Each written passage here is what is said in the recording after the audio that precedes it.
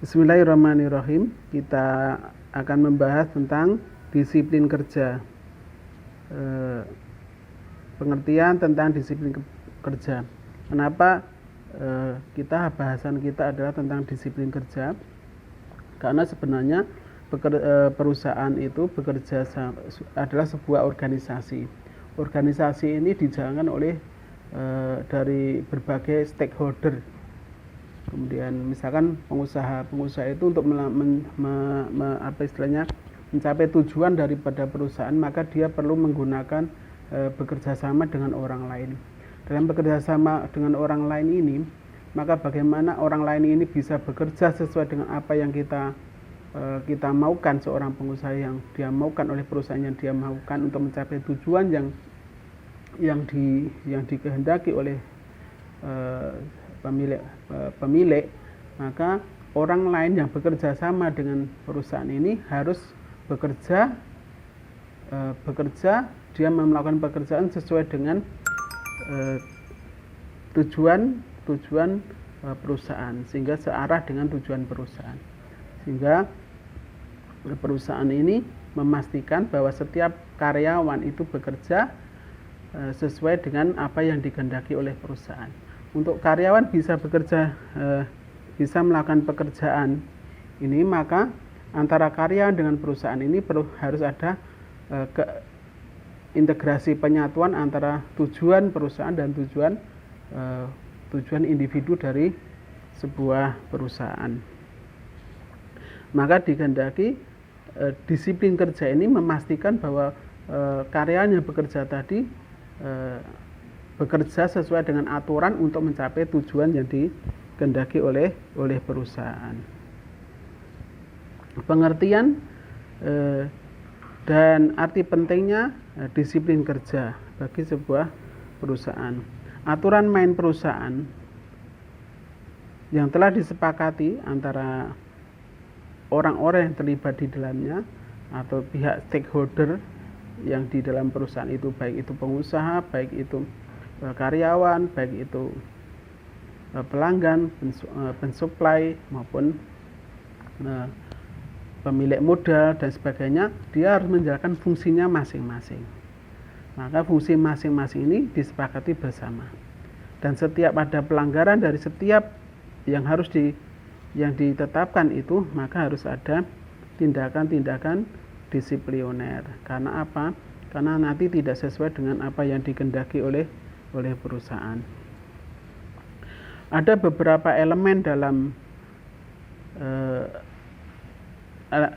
elemen dasar dalam proses pendisiplinan tadi. Yang pertama adalah proses pendisiplinan.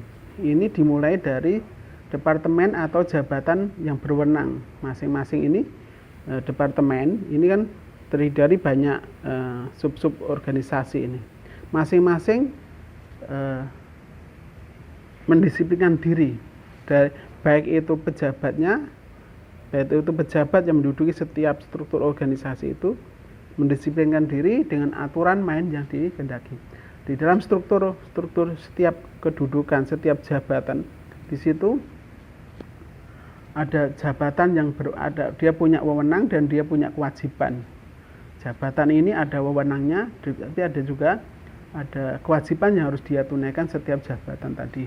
Pada umumnya adalah pejabat mempunyai wewenang garis, yaitu dari bawah ini sampai ke puncak. Jadi punya wewenang masing-masing. Kemudian elemen berikutnya adalah tentang adanya pendisiplinan ini adalah tentang adanya aturan setiap pejabat tadi, setiap jabatan, setiap karyawan yang bekerja di situ ada aturan masing-masing, diatur dengan peraturan-peraturan yang dirasa tidak peraturan-peraturan yang harus ditunaikan oleh setiap orang yang menduduki jabatan, orang yang bekerja di situ.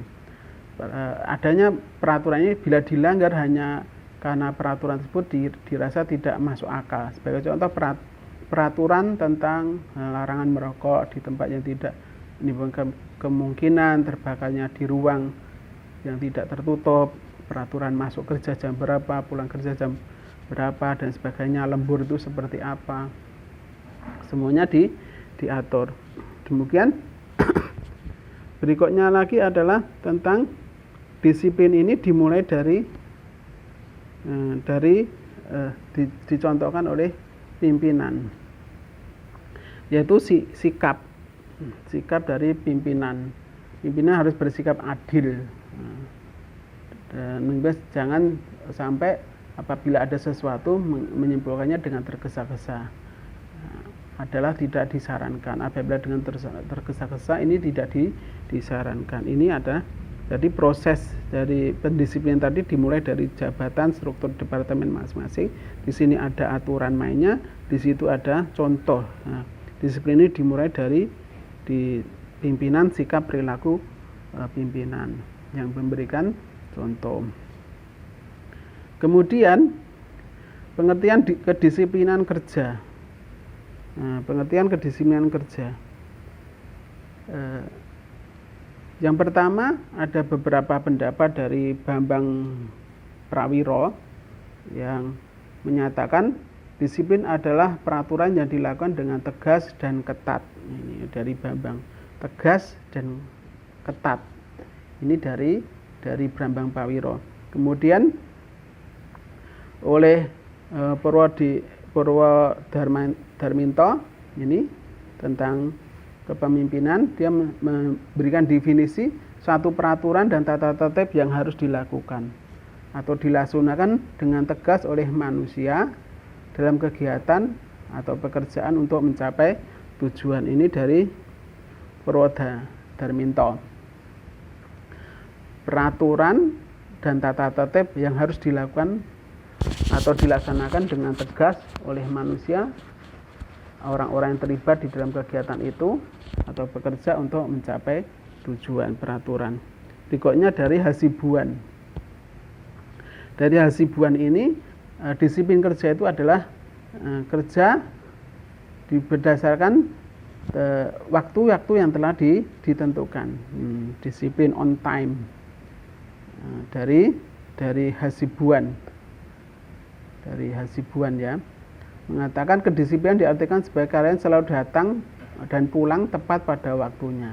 Ini dari Hasibuan, tepat on time, baik pulangnya maupun datangnya maupun kapan masuk dan kapan pulang, untuk melakukan pekerjaannya dengan baik, mematuhi semua peraturan perusahaan dan norma sosial yang berlaku di dalam perusahaan itu. Jadi disiplin di sini adalah disiplin, menegakkan disiplin waktu. Kemudian dari Hani Handoko. Dari Hani Handoko ini adalah disiplin kerja, ada kegiatan manajemen untuk melakukan standar-standar organisasi.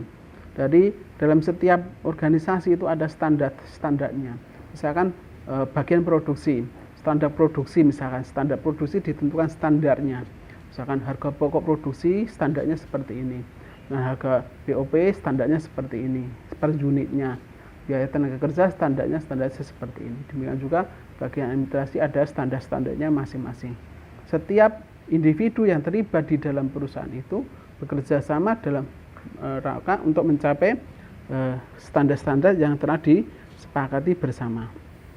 Kemudian dari Shimamura, disiplin ini adalah prosedur yang mengoreksi atau menghukum bawahan karena melanggar peraturan. Jadi ada check and recheck, jadi mengoreksi aturan kemudian ada koreksi, kemudian ada apabila dikoreksi itu ada tidak kecocokan, ada pelanggaran, maka melakukan punishment terhadap bawahan. Ini dari beberapa pengertian. Kemudian kedisiplinan kerja, maka dapat disimpulkan di sini kesimpulannya, kedisiplinan kerja dapat bersifat eksternal, yaitu ketaatan, ketekunan, sikap perilaku, sikap hormat, aturan kerja, dirasa sebagai suatu yang ditentukan dari luar orang lain, atasan ataupun pimpinan. Disiplin ditentukan oleh atasan atau pimpinan atau bagi perusahaan yang berwenang dalam mengatur disiplin. Tujuan disiplin kerja. Pertama, tujuan disiplin kerja bagaimana pekerjaan ini sesuai dengan peraturan. Jadi ada akselerasi antara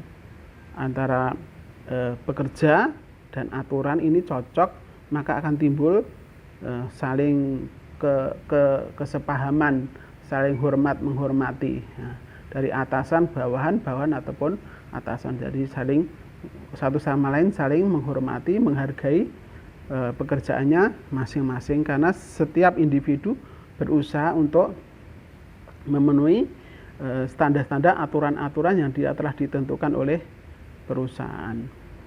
Kemudian unsur-unsur dalam usaha pembentukan akan disiplin ini, pertama adalah adanya peraturan, ada aturan yang jelas dan tegas.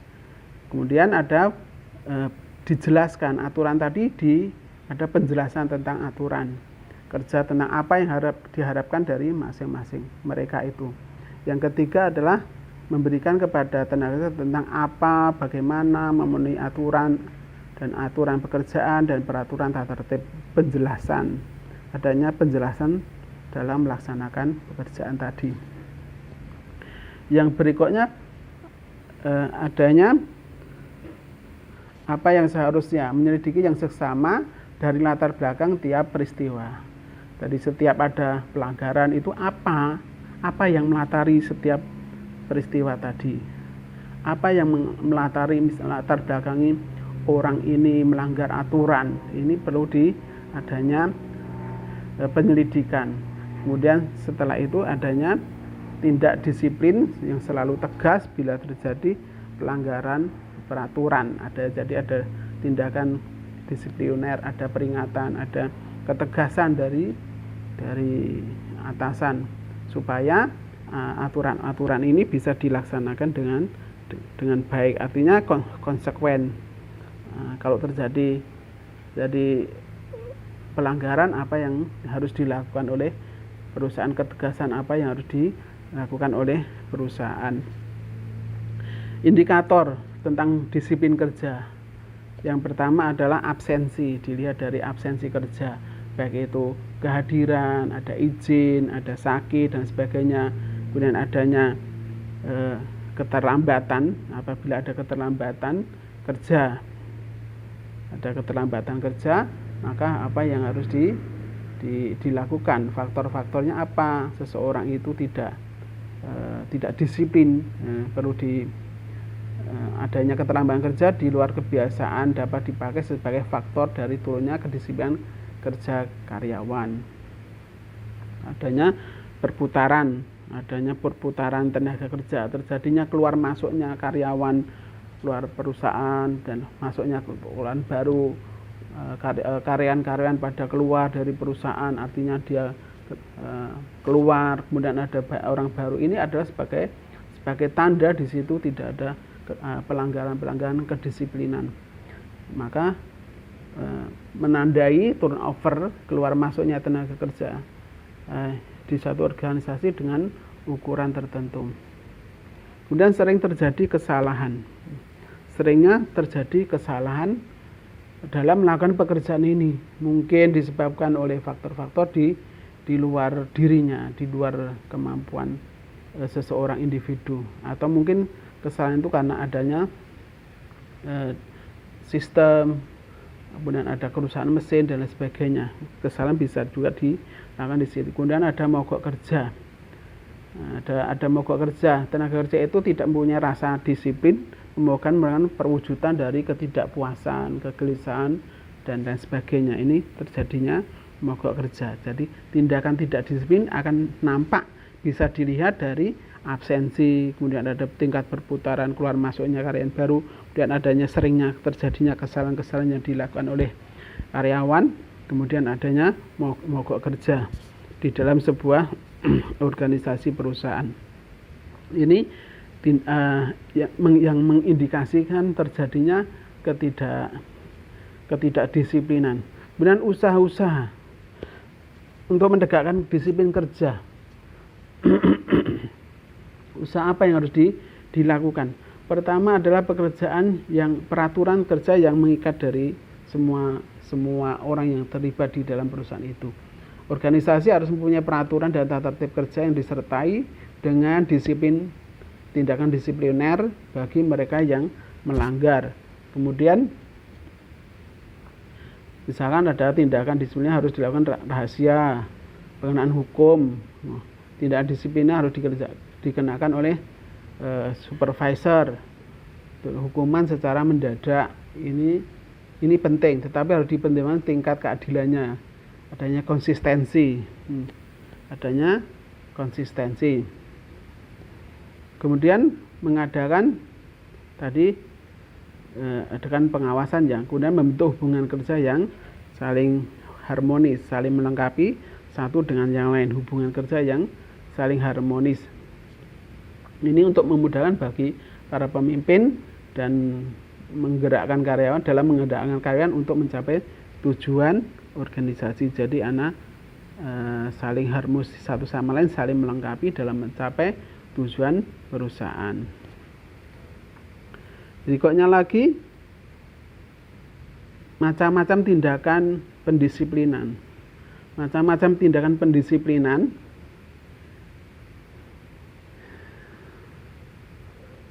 yang pertama adalah pendisiplinan hendak dilakukan secara pribadi, secara pribadi. Misalnya